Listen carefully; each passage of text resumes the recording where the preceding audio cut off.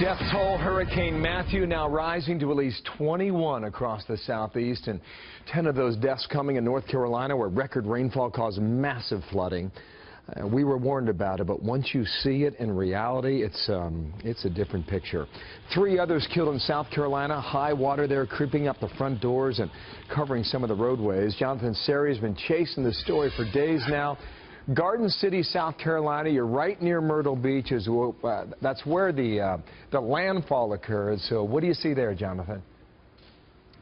Bill, behind me, you can see this heavy equipment that's been called in to remove all this sand.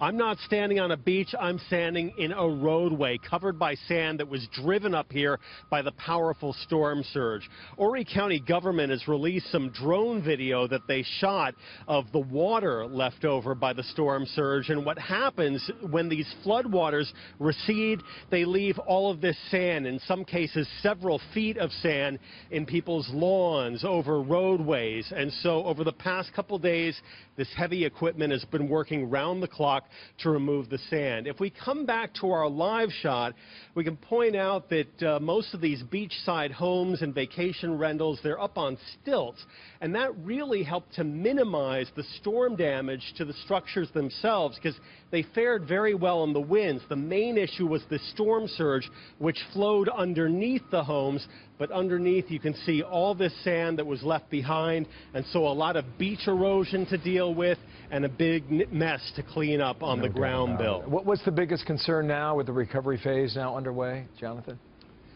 Yeah, one of the biggest concerns is that residents are anxious to get back in their homes, and that some people will take unnecessary risk driving through standing water. In fact, at least one fatality here in South Carolina was due to that. It happened in the Florence area, where a motorist trying to cross a flooded roadway was swept away.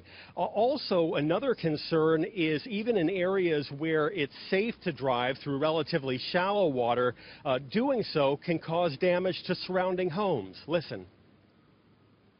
We definitely want to try and keep people off the streets, because every time that somebody comes by and kind of goes fast through the water just for fun, I don't think they realize that people live here, and it keeps throwing trash into our garage, throws water into our garage. So it's just a tough situation right now.